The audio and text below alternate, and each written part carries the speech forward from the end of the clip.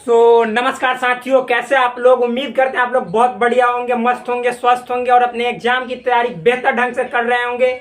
अब हम आज से पिछले लेक्चर में अभी मतलब 2-3 दिन का गैप आया है, उसके लिए माफी चाहता हूं। लेकिन आज से जो पिछले लेक्चर तक मैंने जितने भी क्लास लिए हैं, तो जो पिछला टॉपिक मैंने आपको पढ़ाया है उस टॉपिक से रिलेटेड जितने जो क्वेश्चंस होते हैं, उस टॉपिक पे आधारित जितने जो प्रश्न हो सकते हैं यानी क्वेश्चन बन सकते हैं, उसको मैंने A to Z सॉल्व करके बतलाया, लिख कर बतलाया, जो कि यूट्यूब पे पहली बार हो रहा है। एनसीईआरटी उसमें मिक्स है भाई, और अदर पब्लिकेशन बुक, जो अदर पब्लिकेशन की बुक्स होती हैं उनकी भी क्वेश्चंस उसमें मतलब इंक्लूड है, यानी समाहित किया गया है। अब हम नेक्स्ट टॉपिक का करते हैं। जो यहाँ पे टॉपिक दिखाई दे रहा है जैसे उप समुच्चय, सबका मतलब जो बाइलिंगुअल क्लासेस है वो चलेंगे, यहाँ पे ये दिखाई देगा उस समय जब अभी पढ़ाएंगे टॉपिक। उप समुच्चय, फिर उचित उप समुच्चय, अधि समुच्चय, उप समुच्चय के गुण, आर के उप समुच्चयों के रूप में अंतराल समुच्चय की तुलनीयता, घात समुच्चय, समष्टीय समुच्चय, इतने सारे टॉपिक्स का हम अभी पोस्टमार्टम करने जा रहे हैं। पोस्टमार्टम जिसको बोला जाता है, चीरेंगे, फाड़ेंगे, इसके अंदर जो भी मतलब कलेजी पथरी है, लीवर है, सब गुर्दा है, सब चीज को बाहर निकाल के फेंक देंगे, ताकि आप लोग को आंखों से स्पष्ट दिखाई देगा what is these, sorry what are these, ये सब है क्या, समझ में आया ना। तो यहाँ पे देखिए जो पहला टॉपिक है वो है उप समुच्चय। देखिए इसको समझने के लिए कुछ बातें आपको जानना है, जैसे पिछले लेक्चर में जो हमने बताया है। जैसे देखिए एक रिक्त समुच्चय आपको जानना है। देखो भाई, रिक्त मतलब होता है खाली। खाली मतलब कि वह समुच्चय जिसमें एक भी अवयव यानी एलिमेंट ना हो। जैसे इसमें एक भी एलिमेंट है नहीं ना, तो इसको रिक्त समुच्चय बोलेंगे। रिक्त समुच्चय का है तो फाई, हमने बोला था कि इसको फाई से सूचित किया जाता है। इम्पटी सेट जिसको बोला जाता है, रिक्त समुच्चय को इंग्लिश में इम्पटी सेट बोला जाता है, या इसी को नल सेट बोला जाता है, या इसी को वाइड सेट बोला जाता है। इस तरह से इतने सारे नाम हैं इनके रिक्त समुच्चय के। तो जिसमें एक भी अवयव नहीं होगा उसे रिक्त समुच्चय, ये तो जान रहे हैं। जैसे 4 हाथ वाले लोगों का समूह, तो कोई का 4 हाथ है ही नहीं। अमरणशील लोगों का समूह मतलब जो कभी मरबे नहीं करेगा। ये देख रहे हैं तंग कर रहा है, मतलब ऐसा कोई इंसान है ही नहीं जो कि कभी नहीं मरेगा, यानी हर कोई मरणशील है। तो इसमें एक भी जैसे अवयव नहीं समाहित होगा, इंक्लूड नहीं होगा। तो भाई इतना जानने के बाद अब हम लोग यहाँ पे देखते हैं, जब रिक्त मतलब होता है खाली, जिसमें एक भी अवयव नहीं हो, तो इसका जस्ट अपोजिट, अपोजिट मतलब उल्टा यानी विपरीत, और रिक्त हो जाएगा। और रिक्त का मतलब होता है जो खाली नहीं हो, मतलब जिसमें कुछ ना कुछ अवयव हो। जैसे मान लो भाई, मान लो ब्रो, इसमें कितने अवयव है, एक, तो ये खाली थोड़े ही है, और रिक्त है यानी इसमें भरा हुआ है। उसी तरह से 1 2 3 4 कुछ भी होगा जिसमें अवयव होगा उसको और रिक्त यानी नॉन इम्पटी सेट, इंग्लिश में बोलेंगे अरिक्त को नॉन इम्पटी सेट। अरिक्त मतलब नॉन इम्पटी सेट, अ मतलब नॉन है, रिक्त मतलब इम्पटी, यानी जो इम्पटी नहीं हो उसी को बोला जाता है नॉन इम्पटी। इजी है, बहुत नॉर्मल है। और हाँ, मैंने आपको रियल नंबर बतलाया था, क्या ब्रो, रियल नंबर मेरे डार्लिंग। यहाँ पे रियल नंबर मैंने ऑलरेडी आपको बतलाया है। रियल नंबर हिंदी में इसको बोलते हैं वास्तविक संख्या। वास्तविक संख्या क्या होता है, इसका डेफिनेशन और एग्जाम्पल मैंने ऑलरेडी पिछले लेक्चर में बतला दिया है। यदि आप पिछले लेक्चर को नहीं देखें तो जाइए देखिए, नहीं तो कुछ नहीं समझ में आने वाला। रियल नंबर को आर से सूचित किया जाता है, डिनोट किया जाता है। जितने जो नंबर मैंने पढ़ाए थे, नंबर में जितने जो मतलब कि डिनोशन है, यानी जो संकेत किस चीज को किससे सूचित किया जाता है, ये ऑलरेडी मैंने बतला दिया है। ये सब वीडियो में अवेलेबल है, प्लीज जाइए सर्च मारिए और देखिए, मतलब इसी चैनल पे आपको मिल जाएगा। और हाँ, यदि पहली बार आए हैं तो इसको मतलब कि किसी भी तरह से आप इस पे किस कीजिए या किसी तरह से हमको मिस कीजिए, मतलब यहाँ पे सब्सक्राइब वाला जो लाल बटन है उसको दबाकर और उसको पूरी तरह से मतलब कलरलेस बना देना है। और अंत में एक मतलब कि जैसे जो घंटी है उसको घंटा बनाना है, दोनों तरफ कान लगा के उसके लिए ऑल पे क्लिक करना है। तो प्लीज वैसा ये सब जो भी काम है आपका जिम्मा है, ये सब कर दीजिएगा, फ्री होता है, फ्री ऑफ कॉस्ट, मतलब कि इसका कोई चार्ज नहीं लगता। तो इतने बातें आप लोग जान गए। अब इसके बाद हम एक चीज और बताए थे भाई, 1-2 चीज बताए थे। जैसे इसको बोला जाता है क्या, इम्पलाइज। इम्पलाइज हिंदी में बोले तो इंगित करता है, इंगित करता है, ठीक। अच्छा, इसको बोले तो हम क्या, इम्पलाइज एन इम्प्लाइड बाई, यानी इंगित करता है तथा इंगित किया जाता है। इसको मैंने बतलाया था भाई। और इसको एक और चीज बताया था, इफ, IFF, यानी if and only if. Hindi में बोले तो यदि एवं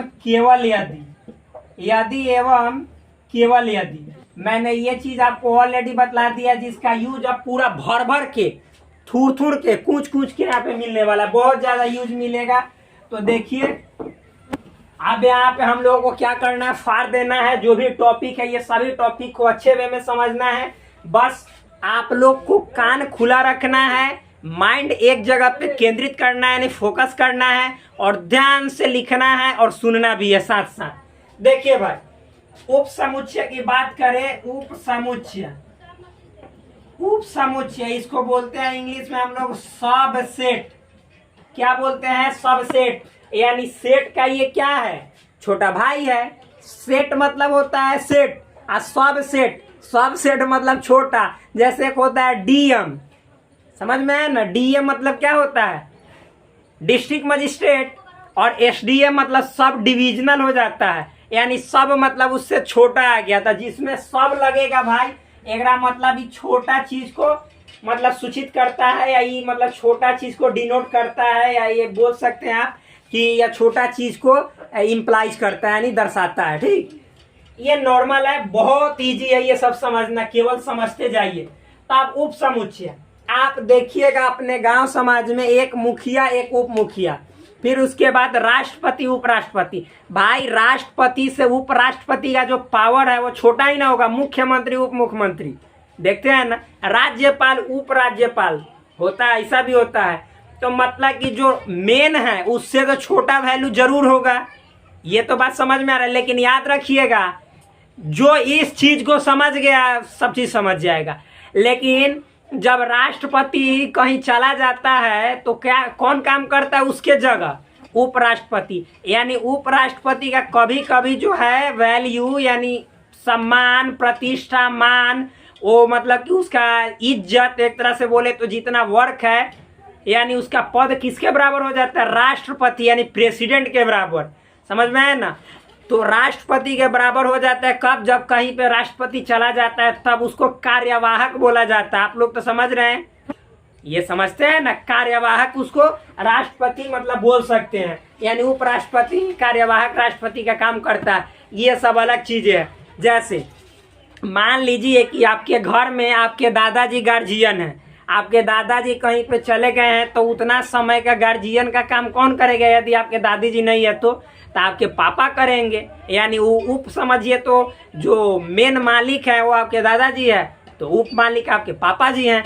तो इस तरह से तो आपके पापा जी का वैल्यू कभी भी दादाजी से कम ही होगा, क्योंकि उप मालिक है। लेकिन कहीं जाएंगे तो वैल्यू कम ही होगा, लेकिन उनके जब जाने पर उनके बराबर हो जाएगा। तो उप मुख्यमंत्री या जो भी बोलिए, उप समुच्चय का मान कभी कभी समुच्चय के भी बराबर हो जाता है, लेकिन ऐसे देखा जाए तो हमेशा कम ही रहता है, आदर्श रूप में देखा जाए तो। ये समझ में आ रहा है?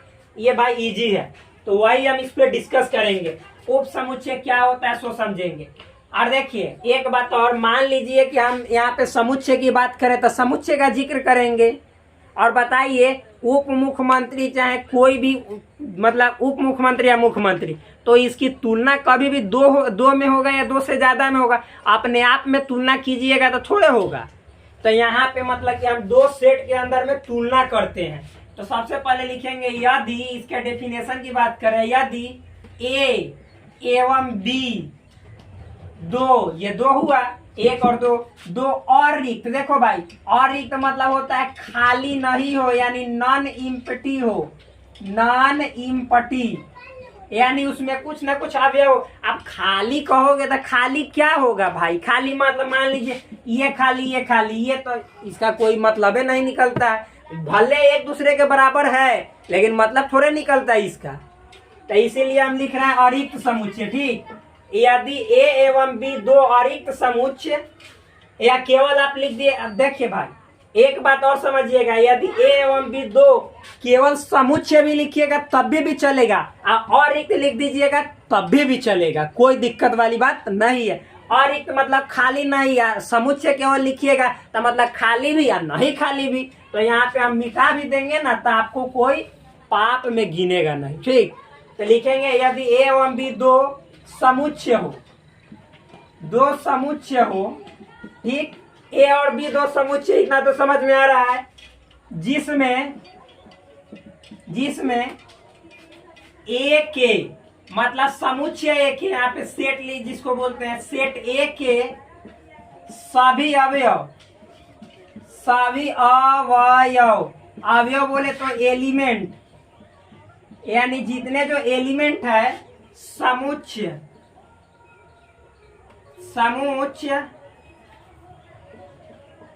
समुच्चय बी, यानी सेट बी के भी अवयव, यानी एलिमेंट, बार बार नहीं लिखेंगे, या आप लोग के अच्छाई के लिए यानी आप लोग के सुविधा के लिए लिख देते हैं, यानी अवयव हो तो ए को, यानी सेट ए को सेट बी का उप समुच्चय कहा जाता है। देखो भाई यहाँ पे बगल में मतलब कि कल कलश यात्रा होने वाला है, तो आज मतलब कि थोड़ा सा साउंड से प्रॉब्लम होगा, यहाँ पे बहुत साउंड बजता है, यही हमारी प्रॉब्लम है। देखिए यदि ए एवं बी दो समुच्चय हो जिसमें सेट ए के लिखिएगा, सेट ए के सभी अवयव, समुच्चय बी, यानी समुच्चय मतलब सेट, बार बार समुच्चय लिखने पे अच्छा अब नहीं लगता है, सेट बी के भी अवयव हो तो सेट ए को सेट बी का उप समुच्चय कहा जाता है। कुछ भी समझ में नहीं आया होगा लेकिन अब समझ में आएगा। देखो यहाँ मान लो भाई कि सेट ए में 1 2 3 4 इस तरह से है, और सेट बी में मान लो 4 5 6 7 1 3 2 इस तरह से अवयव है।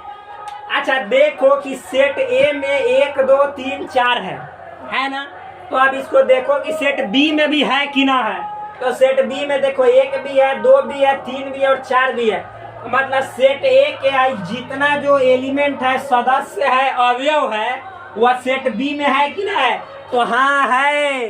तो यानी इसमें देखिए हम बोले हैं कि उप मुखिया चाहे जो भी उपराष्ट्रपति या उप मतलब मालिक, उसका पावर मालिक से कम ही होता है, कभी कभी बराबर भी हो जाता है, दोनों बात बोले हैं। तो यहाँ पे देखो तो ये सेट बी में मतलब 1 2 3 4 है, यानी सेट ए का सब है, लेकिन इसमें एक्स्ट्रा भी है, तो एक्स्ट्रा भी हो सकता है, इसमें कोई दिक्कत वाली बात नहीं है, क्योंकि ये उप मुखिया, तब यहाँ पे ये ए उप मुखिया हो जाएगा और बी मुखिया हो जाएगा, मतलब बी जो हो जाएगा ए का हीरो हो जाएगा, ये उप समुच्चय हो जाएगा। क्या हो जाएगा? ए जो होगा वो उप समुच्चय हो जाएगा, यानी सब सेट। क्यों? क्योंकि इससे ही छोटा है, यानी ए में जितना अवयव है वो सब अवयव बी में है। ये बात समझ में आ रहा है ना? ए के जितने एलिमेंट है सभी बी में मौजूद हैं, इसीलिए ए जो है सो बी का सबसेट है, यानी उप समुच्चय है। तो यहाँ पे लिखेंगे, यहाँ सेट ए सेट बी का उप समुच्चय यानी सबसेट है। ये तो नॉर्मल हुआ, ये नॉर्मल हुआ। आप देखो भाई, इसको पूरा हम मैथमेटिकल यानी गणितीय संकेत के रूप में, मतलब गणित में जैसे ही देखते हैं ना, इसको बराबर कहा जाता है। ये क्या है? संकेत है। अब बराबर ऐसा हो तो लिखा जा सकता है बराबर, यानी इक्वल। तो इक्वल लिखिएगा तो चरमरा जाइएगा बार बार, तो ऐसे लिखा जाता है, यानी सिंबल के रूप में। तो इतना, ये तो मतलब क्वेश्चन है, तो इतना बात को हम सिंबल में कैसे ढालेंगे, लिखेंगे, ये जा रहे हैं सिखाने। अभी देखिए ध्यान से। तो देखो मेरे भाई, यहाँ पे सेट ए सेट बी का उपसमुच्चय है ना, तो इसको संकेत में कैसे सूचित करेंगे? तो देखिए, लिखे सेट नहीं लिखा जाता है, ए लिखा जाता है। ए अब बी का उपसमुच्चय है ना, तो देखो ये ऐसे घेरा हुआ इधर ए की तरफ रहेगा, और नीचे एक ऐसा साइन भी दिया जाता है। इस साइन के पीछे का रीजन यानी कारण बतलाएंगे ऐसा नीचे क्यों दिया जाता है, ठीक। और फिर ये यहाँ पे बी यानी इसको मतलब यहाँ पे मतलब हुआ कि ए जो है सो बी का उप समुच्चय है। कौन उप समुच्चय? ए उप समुच्चय किसका? बी का।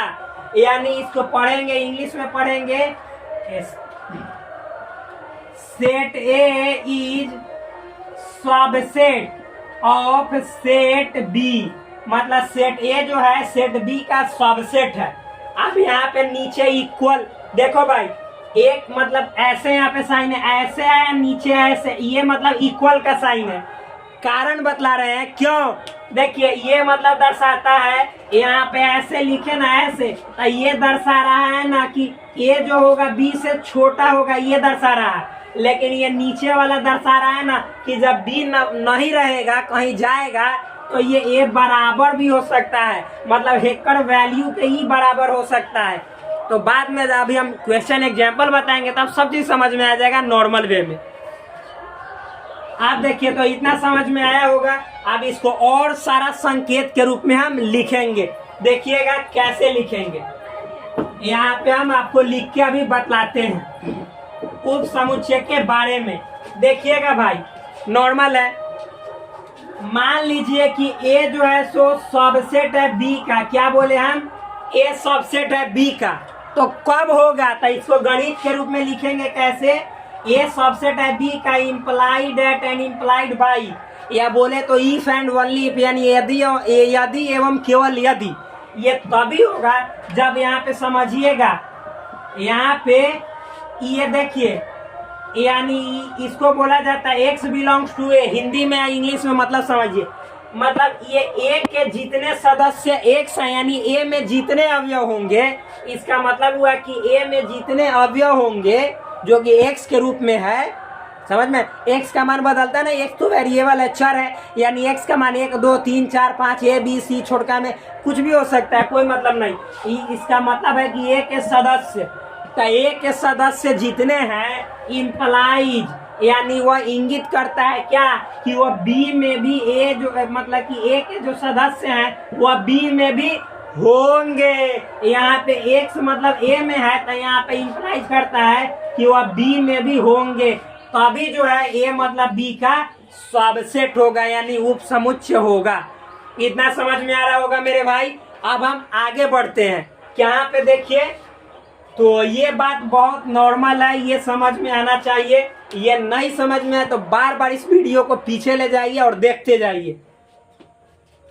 देखिए एक और एग्जांपल आगे देखते हैं। यहाँ पे ए बराबर मान लीजिए ए बी सी डी है और बी बराबर मान लो भाई A B D, A B C E F और डी है, इस तरह से है। तो देखो ए में ए बी सी डी है, बी में देखो तो ए बी सी या डी, यानी बी में भी ए के जितने अवयव हैं यानी ए में ये मान लो कि एक्स के बदले तूने माने एक्स के बदले बी माने एक्स के बदले सी एक्स के बदले डी, तो जितना जो एक्स है वो सब बी में भी है कि ना, तो वही लिखे हैं कि जितना जो एक्स ए में रहेगा वो सब एक्स बी में रहेगा, तो अब हम बोलेंगे कि ये सबसेट होगा डी का।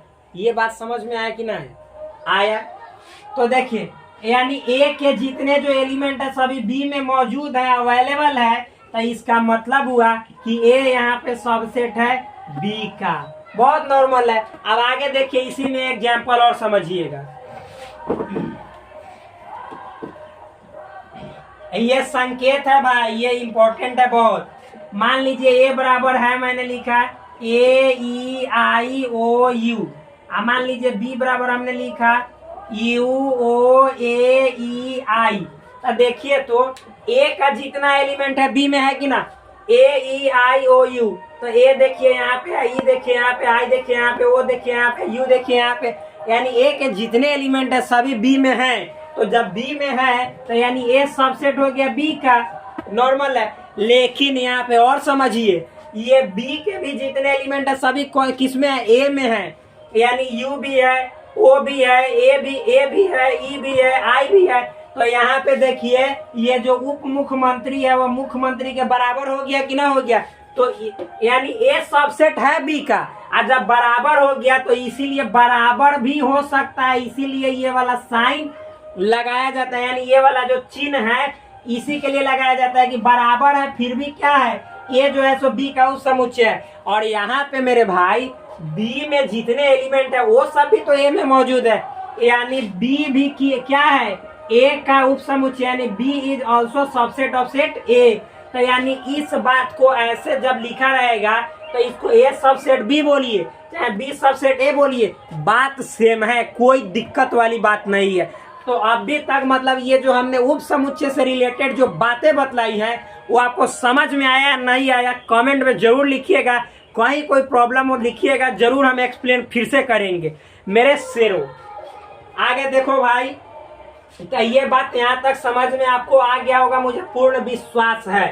तो ये जब समझ में आ गया, और हाँ मान लीजिए अगला एग्जांपल लेते हैं, समझाते हैं।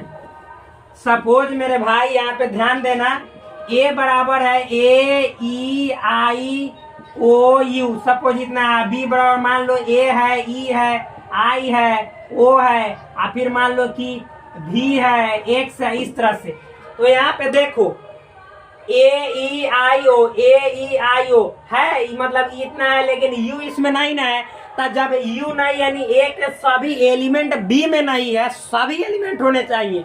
जब ए के सभी एलिमेंट बी में नहीं है तो यहाँ पे हम लिखेंगे कि ए सबसेट नहीं है बी का।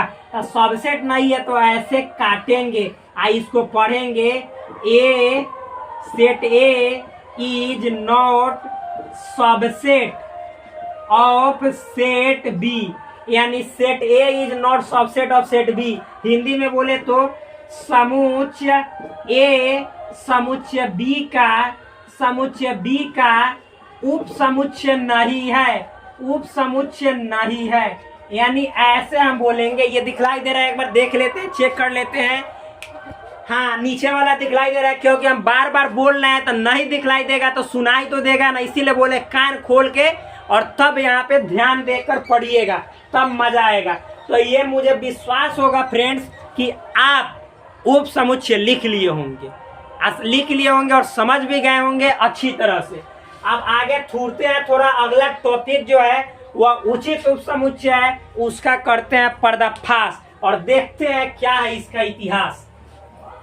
देखिए क्या है, तो ये अभी उप समुच्चय के गुण भी पढ़ने हैं। ऐसा बात नहीं है कि उप समुच्चय खत्म हो गया, लेकिन जो चीजें हैं वो चीजें आप पढ़िएगा, बहुत बेहतर ढंग से समझ में आने वाला है। बस जो यहाँ पे बतलाया जा रहा है, समझाया जा रहा है, उसको अपने माइंड में सेटअप कर लो, क्योंकि दुनिया में आपको कोई भी बात याद करनी हो तो अपने दिमाग को खुला रखकर और मन को शांत बना के सोचो, जीवन भर याद रहेगा।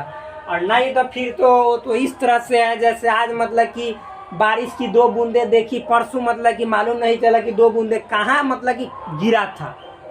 मान लो कि 2 बूंदे यहाँ गिरा था, वो भूल जाओगे, ये एग्जैक्ट प्लेस ही भूल जाओगे।